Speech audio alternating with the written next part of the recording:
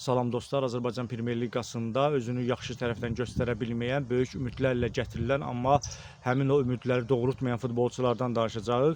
İlk olaraq Neftçi klubundan başlamaq istəyirik. Neftçi klubunda böyük ümidlərlə gətirilən futbolçulardan biri də Portuqaliya Yüksək Liqasında daim çıxış edən, Chavezin daimi üzvünə çevrilən Rafael Guzzo idi. Rafael Guzzo Neftçidə özünü göstərə bilmədi, bəlkə də adaptasiya ola bilmədi, bəlkə də zədə imkan vermədi buna, amma Rafael Guzzo böyük ümidlərlə gətirilmişdi Neftçiyə, amma o ümidləri doğrultmadı.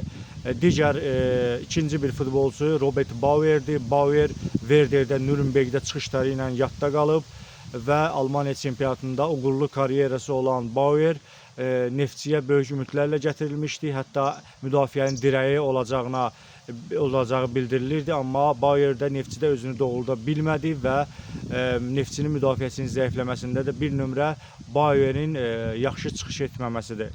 Digər futbolçu Darbo oldu ki, Roman Grigorçukun bir vaxtlar rəhbərliyi altında çıxış edən Darbo Neftçiyə gətirildi, amma Neftçidə də özünü göstərə bilmədi. Düzdür, digər komandalarda da oynadığı komandalarda da özünü yaxşı tərəfdən göstərməmişdi, amma Grigorçukun deməli rəhbərliyi altında oynadığı klublarda amma normal futbol göstərmişdi, amma yenə də Neftçidə ona bəslənən ümidləri doğrultmadı.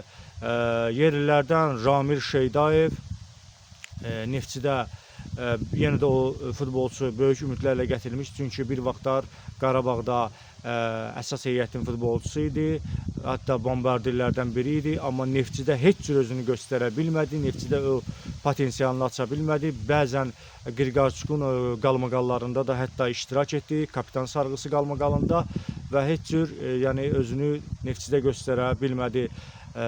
Digər futbolçu Rəhmandır.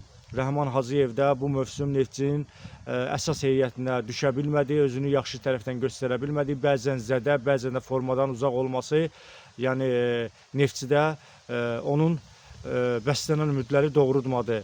Və qışda Neftçiyə dəvət olunan futbolçulardan biri də Alexisdir. Potensialı böyük olan bir futbolçudur, amma Neftçidə də o potensialını hələ ki aça bilmir və belə getsə yəqin ki Neftçidən göndəriləcək, çünki müqaviləsi başa çatır və Baltikadan böyük ümidlərlə gətirilən futbolçu heç cür Neftçinin əsas heyəti üzvünə çevrilə bilmədi və bu futbolçular Neftçinin əsas heyət üzvü olsaydı, bəlkə də Neftçi bu günləri daha yüksək yerlər uğrunda mübarizə aparardı.